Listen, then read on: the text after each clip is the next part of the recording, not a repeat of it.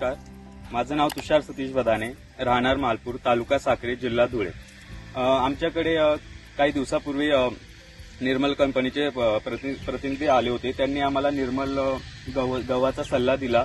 त्याच्यानंतर त्यांनी आम्हाला बायो संजीवनी आणि रायझामिका वापरण्याचा सल्ला दिला। त्याच्यानंतर आमच्या गव्हाचा फुटवा वगैरे लोंब वगैरे चांगली झाली। त्याच्यामुळे आमच्या गव्हाची मर झाली नाही आणि आमच्या गव्हाची उंबी खूपच चांगली आणि लांब आहे। त्याच्यामुळे आमचं उत्पन्न वगैरे चांगल्या पद्धतीने वाढणार आहे आणि जो मागच्या वर्षी आमचा जो गहू होता त्याच्या डबलने आमचं उत्पन्न वाढणार आहे।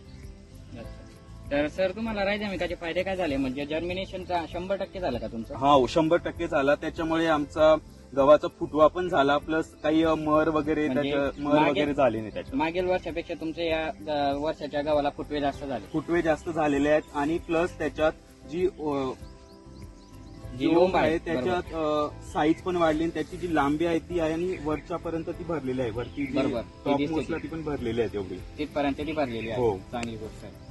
मग आता तुम्ही काय सांगू इच्छिता शेतकऱ्यांना की तुम्ही सीड ट्रीटमेंट करायलाच पाहिजे कुठल्याही? नाही, मोस्टली तर वापरायलाच पाहिजे, सीड ट्रीटमेंट वगैरे करायलाच पाहिजे। त्याच पद्धतीने तुम्ही बायो संजीवनी आणि रायझामिका हा म्हणजे यूज केलंच गेलं पाहिजे। त्याच्यामुळे आपल्या गव्हाचा जो फुटवा असतो तो होतो, प्लस त्याच्यात आपली जी उंबी असते ती ओम म्हणतो आपण त्याला, त्याची लांब होते आणि प्लस शेवटच्या टोकापर्यंत त्याचा गहू भरला जातो। हा एक मेन फायदा आहे त्याचा। तर मोस्टली रायझामिका प्लस बायो संजीवनी हे यूज केलंच गेलं पाहिजे। तर गव्हाचा फुटवा वगैरे खूप चांगल्या पद्धतीने होतो।